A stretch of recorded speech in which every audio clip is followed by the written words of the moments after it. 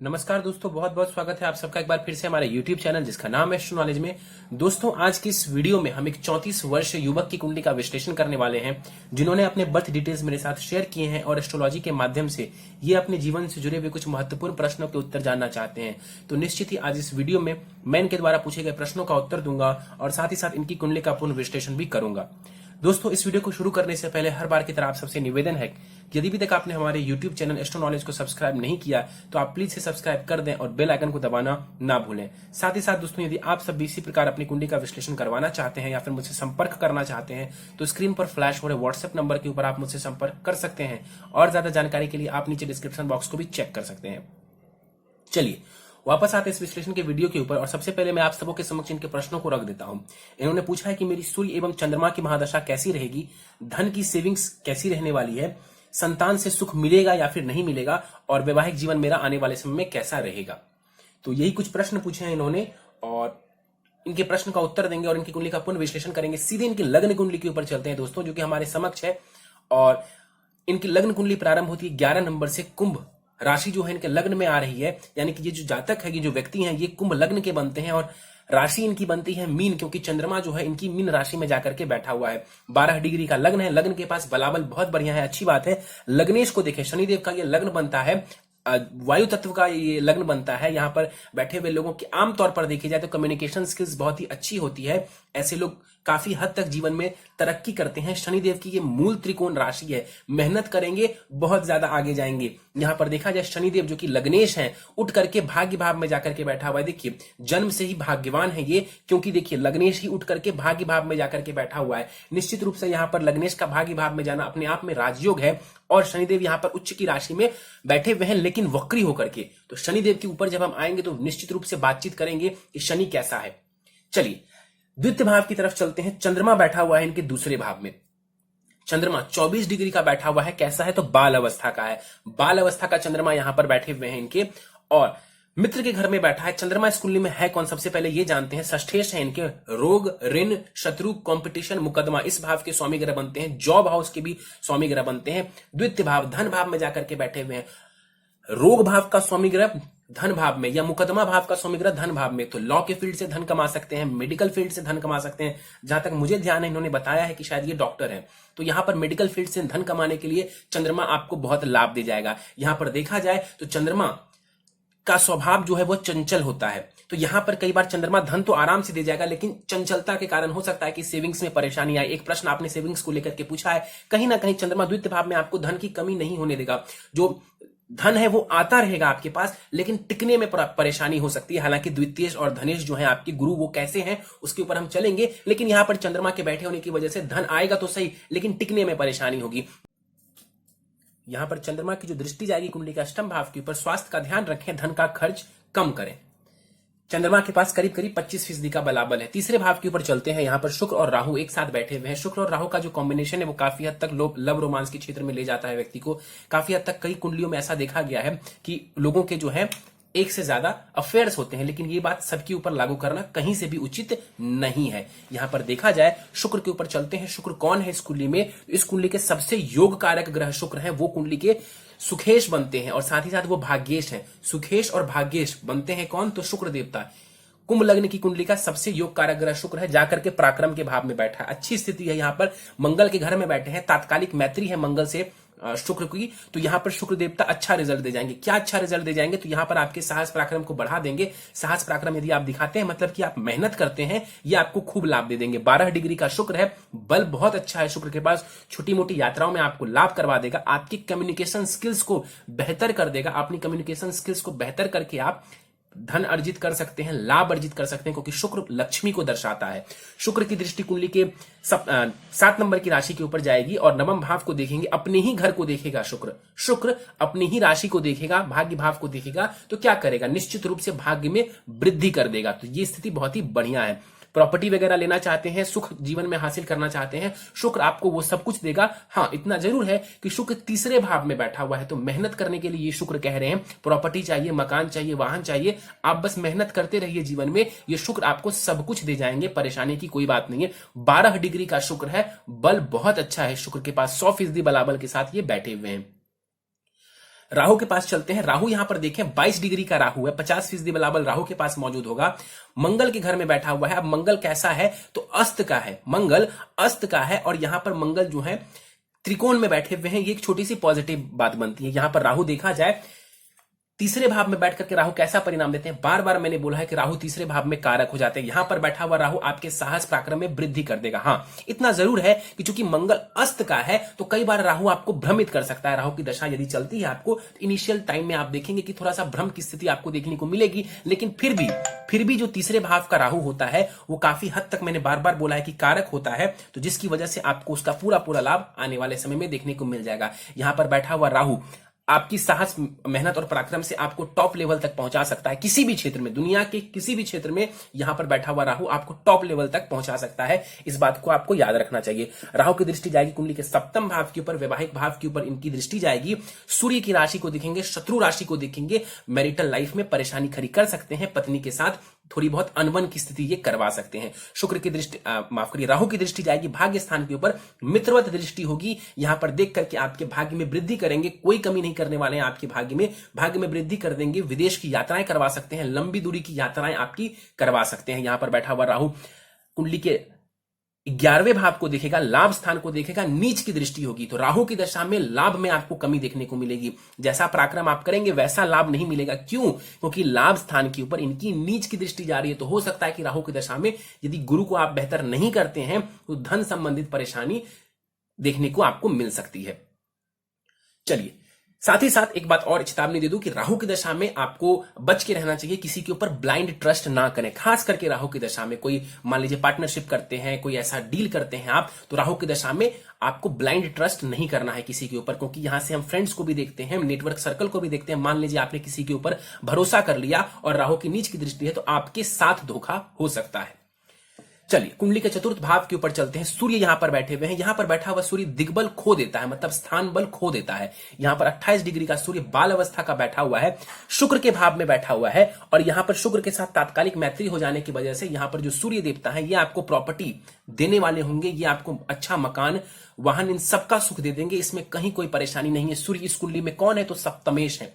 वैसे देखा जाए तो मारक ग्रह बनते हैं, लेकिन सूर्य चंद्रमा को मारक होने जैसा कोई दोष नहीं लगता है। हाँ, इसका ये कतई मतलब नहीं है कि सूर्य इस कुंडली में कारक हो जाएंगे, बिल्कुल भी नहीं, कारक बिल्कुल भी नहीं होंगे। यहां पर सूर्य देखा जाए अपनी दृष्टि से दसम भाव को देखेंगे, दसम भाव के ऊपर दृष्टि डाल करके सूर्य देवता आपको सरकारी नौकरी दिलवा सकते हैं। दसम भाव के ऊपर दृष्टि डाल करके सूर्य देवता आपको समाज में मान सम्मान, पद प्रतिष्ठा दिलवा सकते हैं। यहां पर मित्रवत दृष्टि है, बहुत ही बढ़िया लाभ आपको देने वाली होगी। चलिए, हां, इतना जरूर बताऊंगा, सप्तमेश आपके सूर्य देवता बनते हैं। राहु की दृष्टि आ रही है, सूर्य सप्तमेश है। कहीं ना कहीं ये हो सकता है तो पत्नी के साथ थोड़ी सी अनबन की स्थिति देखने को मिले, थोड़ी सी अनबन की स्थिति देखने को मिले। ऐसा बिल्कुल नहीं है कि मैरिटल लाइफ ये बहुत खराब कर देंगे। कुंडली मिलान यदि आपने कराया होगा कोई दिक्कत नहीं आएगी आपको। पंचम भाव की तरफ चलते हैं। मंगल और बुध आपके पंचम भाव में बैठे हुए। देखिए, दोनों आपस में बड़े शत्रु हैं।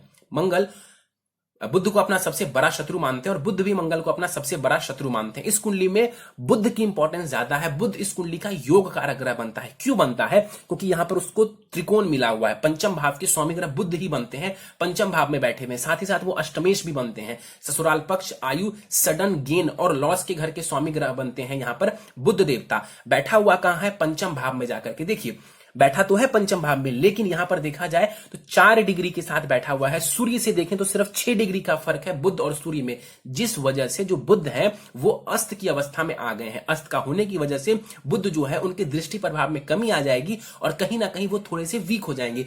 एक बात आपको बता दूं कि बुध एक ऐसा ग्रह है जो कि अस्त होने की अवस्था में भी ठीक ठाक प्रभाव दे देता है। सिर्फ बुध की मैं बात कर रहा हूं। यहां पर बुध पंचमेश है और पंचम भाव में ही बैठा हुआ है। क्या लाभ दे जाएगा? संतान संबंधित लाभ आपको दे जाएंगे। काफी हद तक जो है आपको संतान से सुख भी दे देगा। हाँ, बुध का जो दृष्टि है वो मैं नहीं मानूंगा। बुध के पास जो दृष्टि का बल है वो नहीं होगा। यहां पर देखा जाए मंगल के ऊपर चलते हैं। मंगल यहां पर 8 डिग्री के साथ ये भी अस्त के हो गए हैं। ये भी अस्त के हो गए हैं। मंगल जो है 17 डिग्री तक, सूर्य से 17 डिग्री भी यदि ये दूर है तब भी ये अस्त के हो जाते हैं। तो यहां पर सिर्फ 10 डिग्री का फासला है इन दोनों में, जिस वजह से मंगल यहां पर अस्त की अवस्था में आ गए। मंगल इस कुंडली में कौन है आपको बता दूं तो वो कर्मेश है आपके, और साथ ही साथ वो आपके साहस पराक्रम, छोटे भाई बहन के भाव के स्वामी ग्रह बनते हैं।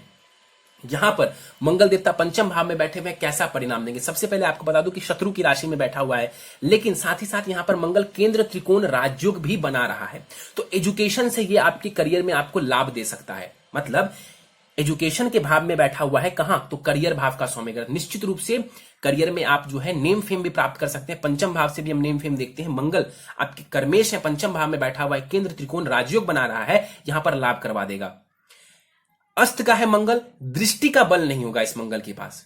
दोहरा देता हूं, मंगल अस्त का है तो विशेषकर जो दृष्टि का प्रभाव है वो नहीं होगा, ना के बराबर प्रभाव यह मंगल दे पाएगा। यहां पर बैठा हुआ मंगल पुत्र प्राप्ति का योग बना सकता है। यहां पर बैठा हुआ मंगल, इतना जरूर है कि यहां पर जब मंगल बैठते हैं तो कई बार संतति के साथ जो संतति पुत्र तो दे देते हैं, लेकिन कई बार उनके साथ मतभेद की स्थिति भी ये करवा देते हैं। हालांकि सिर्फ मैंने मंगल की बात की, बुध आपके स्वग्रही हैं, बुध काफी हद तक आपको संतान सुख बढ़िया दे देंगे। दोनों ही ग्रहों की दृष्टि नहीं होगी। चलिए आगे बढ़ते हैं, सीधे चलते हैं कुंडली के भाग्य भाव की तरफ, भाग्य स्थान की तरफ चले। शनि और केतु बैठे हुए हैं। एक दृष्टि में देखें तो शनि देवता उच्च के नजर आ रहे हैं, लग्नेश उच्च का है भाग्य स्थान में, बहुत जबरदस्त। लेकिन यहां पर ध्यान से देखें, शनि के आगे मैंने आर लिखा हुआ, यानी कि शनि देवता वक्री भी है। 29 डिग्री का शनि है, मृत अवस्था का है और वक्री है। यदि कोई भी ग्रह कुंडली में, कोई भी ग्रह यदि उच्च की राशि में बैठे लेकिन वक्री हो जाए तो उसका जो परिणाम है काफी हद तक नीच जैसा हो जाता है। मतलब नीच का प्रभाव वो ग्रह देने लगता है। यहां पर शनि देवता 29 डिग्री के साथ मृत अवस्था का बैठा हुआ है। आपको दो काम करना है यहां पर, एक तो शनि को पावर भी देना है और शनि को थोड़ा पॉजिटिव भी करना है। क्योंकि शनि योग कारक है इस कुंडली में, तो बहुत बुरा परिणाम नहीं देंगे। फिर से मैं आपको दोहरा दूं, शनि इस कुंडली का योग कारक ग्रह है, भाग्य स्थान में बैठा हुआ है, बहुत बुरा परिणाम नहीं देगा। लेकिन वक्री और मृत अवस्था का जो शनि है उसके लिए आप रेमेडी करिए। निश्चित रूप से यहां पर बैठा हुआ शनि आपको भाग्य का पूरा लाभ दिलवाएगा, विदेश की यात्राएं करवाएगा और आपकी पर्सनालिटी को बेहतर करेगा। समाज में मान सम्मान, पद प्रतिष्ठा आपको देने वाला होगा। आप कहीं ना कहीं समाज में, सोसाइटी में फेमस हो सकते हैं। क्यों कह रहा हूं? क्योंकि सूर्य की दृष्टि दशम भाव के ऊपर पड़ रही है, मंगल जो है वो राजयोग बना रहे हैं और शनि जो है आपके उच्च के जरूर है लेकिन वक्री है। इस वजह से थोड़ी सी यहां पर छोटी मोटी परेशानी नजर आ सकती है। इसके उपाय करें, आपको लाभ हो जाएगा, निश्चित लाभ होगा। यहां पर देखा जाए शनि की दृष्टियों की बात करें, एक बात और बता दूं कि शनि उच्च की राशि में है, केतु के साथ बैठे हुए हैं। शनि योग कारक है इस कुंडली में, राहु केतु भी इस कुंडली के अनुसार योग कारक हो जाते हैं। उच्च का शनि है तो यहां पर शापित दोष जैसी बात कहना उचित नहीं होगी। शनि की तीसरी दृष्टि जा रही है कुंडली के लाभ स्थान के ऊपर जो दृष्टि जाएगी, यहां पर सम दृष्टि है। आपको शनिदेव अपनी दशांतर दशा में लाभ करवा देंगे। हालांकि शनि मृत अवस्था का है, दृष्टि का बल इसके पास बहुत कम या ना के बराबर होगा। तो निश्चित रूप से आपको शनि को पावर देकर के इनको जगाना चाहिए ताकि आपको इनका लाभ मिल सके। शनि की दृष्टि आप यदि इनको जगा देते हैं तो शनि की दृष्टि जो तीसरे भाव के ऊपर जाएगी, नीच की दृष्टि होगी शनि की दशांतर दशा में। हो सकता है तो फिजूल की मेहनत हो जाए, शनि की जो दसम दृष्टि जाएगी वो जाएगी कुंडली के छठे भाव के ऊपर दृष्टि डालेंगे। शत्रु दृष्टि जरूर होगी, लेकिन यहां पर दृष्टि डाल करके शनिदेव आपको शत्रुओं से बचाने का कार्य करेंगे, शत्रुओं से आपकी रक्षा करने वाले होंगे। तो यहां पर शनिदेव को पावर जरूर दीजिए और पावर देने के साथ साथ जो मैं और एक रेमेडी बताऊंगा वो जरूर करें ताकि शनि का पूरा लाभ आपको देखने को जीवन में मिल सके। शनि आपके लिए योग कारक ग्रह है, भाग्य स्थान में बैठा हुआ है, जबरदस्त स्थिति है, लेकिन वक्री हो जाने की अवस्था के कारण और मृत हो जाने की अवस्था के कारण पूरा लाभ आपको जीवन में देखने को अपने भाग्य का नहीं मिल पा रहा है। चलिए केतु के ऊपर चलते हैं। यहां पर केतु बैठे हुए हैं और यहां पर केतु बैठ करके कैसा परिणाम देंगे? कहीं ना कहीं धर्म से, अध्यात्म से आपको जोड़ने की कोशिश करेगा। यहां पर बैठा हुआ केतु 22 डिग्री का केतु है, केतु के पास भी करीब 50% का बलाबल है। यहां पर बैठा हुआ केतु आपको ढेर सारी यात्राएं करवा सकता है, धार्मिक यात्राएं भी करवा सकता है। यहां पर बैठ करके केतु की जो पांचवी दृष्टि जाएगी वो लग्न के ऊपर जाएगी, मित्रवत दृष्टि होगी, आपकी इमेजिनेशन पावर को बेहतर कर देंगे। हाँ, इतना जरूर है कि थोड़ी बहुत कंफ्यूजन की स्थिति भी ये दे सकते हैं क्योंकि राहु केतु का ये नेचर है, कंफ्यूज करना, भ्रम की स्थिति उत्पन्न करना। तो यहां पर शनि को बल दे दें, ऑटोमेटिकली आपको जो भ्रम की स्थिति होगी उससे शनिदेव बाहर निकाल लेंगे। केतु की जो दृष्टि जाएगी कुंडली के तीसरे भाव के ऊपर, साहस पराक्रम में वृद्धि करवा देंगे, कम्युनिकेशन स्किल्स को बेहतर कर देंगे। यहां पर देखा जाए केतु की जो दृष्टि है कुंडली के पंचम भाव के ऊपर, इनकी नवम दृष्टि जाएगी, नीच की दृष्टि होगी। केतु की दशा अंतर दशा में संतान सुखों में थोड़ी कमी हो सकती है, साथ ही साथ एजुकेशन में बाधा आ सकती है केतु की दशा में विशेषकर। चलिए आगे बढ़ते हैं, चलते हैं कुंडली के 12वें भाव की तरफ। गुरु यहां पर बैठा हुआ है, गुरु नीच की राशि में बैठा हुआ है, 23 डिग्री का है। सबसे पहले आपको बता दूं कि गुरु नीचता से बाहर है, 23 डिग्री का गुरु है, 5 डिग्री तक ही गुरु को नीच का माना जाता है, तो नीचता से बाहर है। दूसरा, यहां पर गुरु का नीच भंग हो रहा है कि नहीं, एक बात यदि आप ध्यान से देखें तो गुरु जिनकी राशि में नीच के हैं वो ग्रह उच्च का है, तो काफी हद तक इस भाव को अच्छा खासा बल मिल जाएगा। खास करके जब आप शनि को पावर देंगे तो ऑटोमेटिकली बल मिलेगा। मंगल मैंने आपको बताया था कि अस्त के हैं, मंगल अस्त के हैं तो दृष्टि का प्रभाव नहीं होगा। यदि मंगल को दृष्टि का प्रभाव होता तो अष्टम दृष्टि जो गुरु के ऊपर जाती तो काफी हद तक गुरु का नीचभंग यहां पर हो जाता। लेकिन मेरा ऐसा मानना है कि मंगल के पास इतना बलाबल नहीं है कि वो नीचभंग कर सके। लेकिन सबसे अच्छी बात जो है 12वें घर के गुरु की वो ये है कि ये वक्री है, ये वक्री है। जैसे यहां पर एक नेगेटिव बात थी आपके नवम भाव में कि शनि उच्च के तो हैं लेकिन वक्री है, तो कैसा प्रभाव देंगे, तो नीच की तरह। यहां पर गुरु नीच का है लेकिन वक्री है, कैसा प्रभाव देगा, तो उच्च की तरह प्रभाव देगा, उच्च ग्रह की तरह प्रभाव देगा। क्या लाभ दे सकता है, विदेश की यात्राएं, चैरिटी वाला बना सकता है आपको। साथ ही साथ गुरु इस कुंडली में कौन है, तो देखिए धनेश भी है और लाभेश भी है, धनेश भी है लाभेश भी है। जाकर के कहां बैठा हुआ है, 12वें घर में, खर्च के भाव में। ये अच्छी स्थिति नहीं है। धन की सेविंग्स के लिए, धन के लाभ के लिए यहां पर गुरु का बैठना अच्छा नहीं है, चाहे गुरु कैसा भी बैठा हो। यहां पर यदि धनेश और लाभेश बैठ जाए 12वें घर में, एक ही स्थिति में वो कुछ लाभ दे सकता है जब आप विदेश निकल जाएं, अन्यथा वो कहीं ना कहीं सेविंग्स में परेशानी खड़ी करेंगे।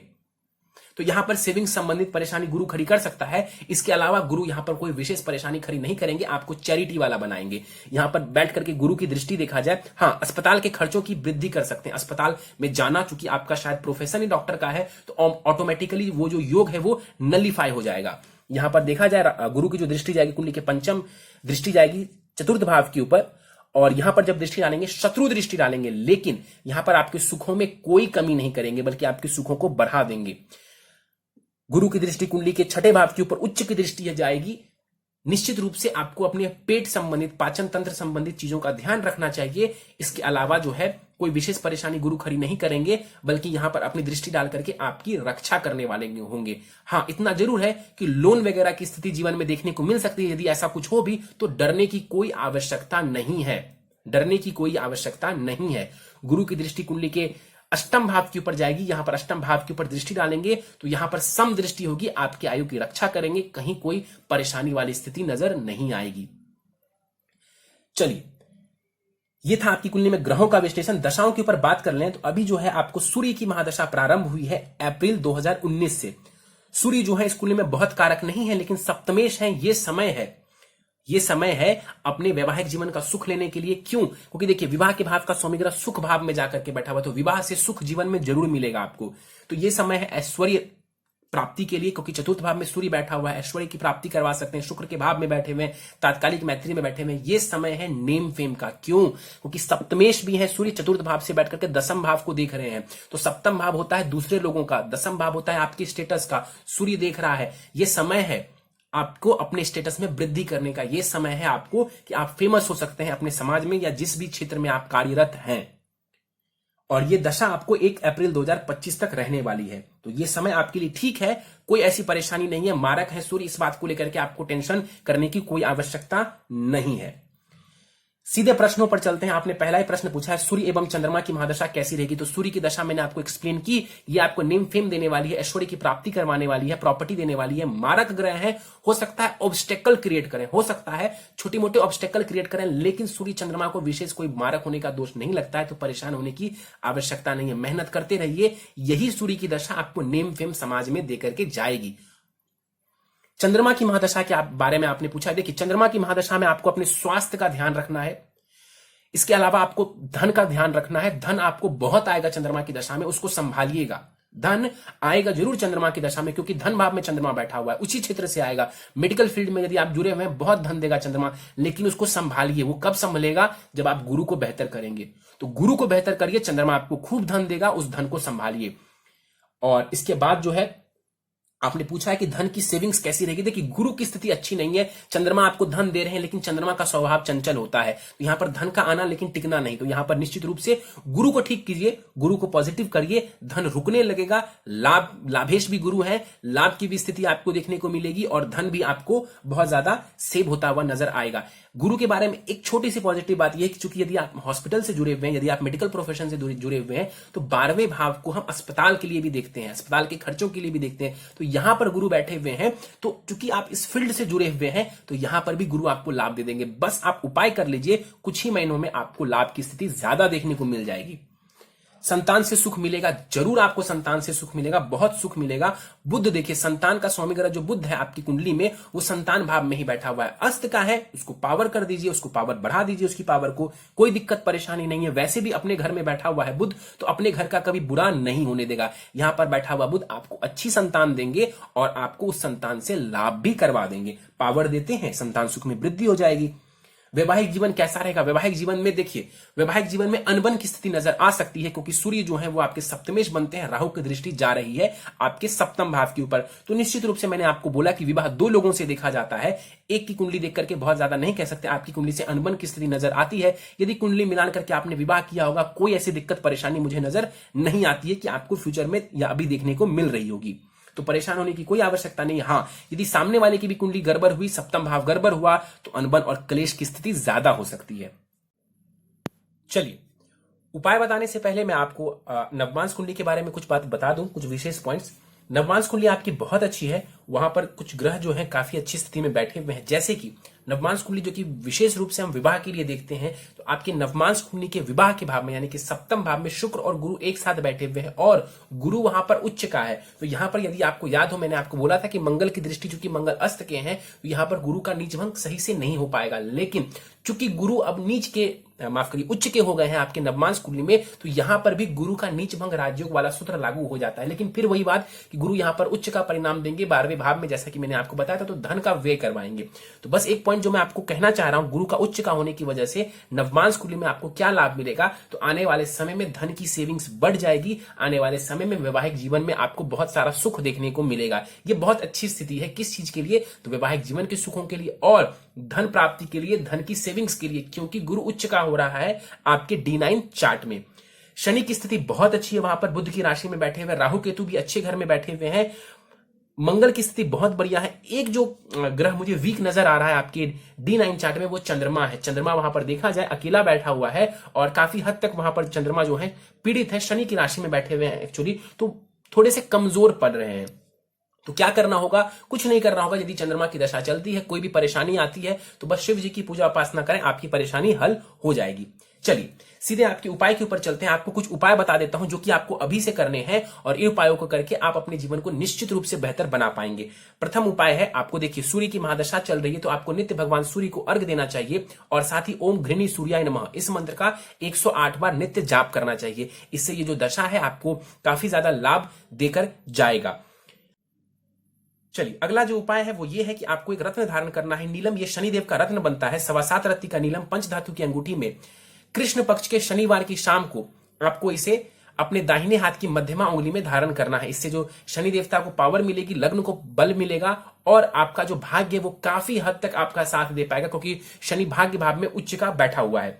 चलिए अगला उपाय है आपके लिए धन लाभ के लिए आपको नित्य ओम ब्रीम बृहस्पति नमः, ओम ब्रीम बृहस्पति नमः इस मंत्र का 108 बार जाप करना है। यदि ज्यादा परेशानी है धन को लेकर के 3 माला जाप भी आप नित्य कर सकते हैं। निश्चित रूप से कुछ समय के बाद आपको इससे लाभ देखने को जरूर मिलेगा।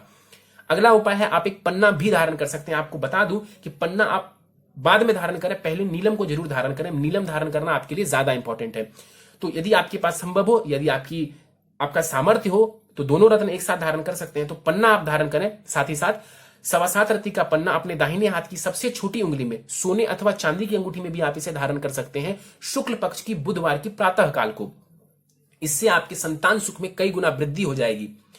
अगला उपाय है और आखिरी उपाय है, आपको बता दूं कि बुध देव जो है वो आपके इष्ट देव है, जिस वजह से आपको गणेश जी की पूजा आराधना करने से विशेष कृपा प्राप्त होगी और काफी हद तक जो है आपकी संतान सुख में भी वृद्धि हो जाएगी। और गणेश जी की पूजा करने से सिर्फ आपका बुध नहीं ठीक होगा, बल्कि चूंकि वो आपके इष्ट देव है तो जीवन की सारी खुशियां वो आपको दे सकते हैं। तो काफी हद तक गणेश जी की पूजा उपासना आपके लिए सबसे ज्यादा फलदायक साबित होगी।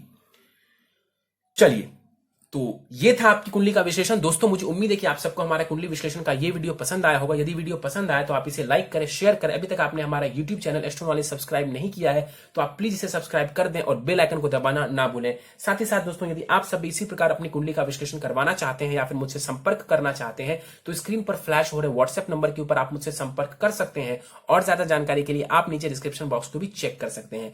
दोस्तों इस वीडियो में फिलहाल इतना ही। आप सबका बहुत बहुत धन्यवाद।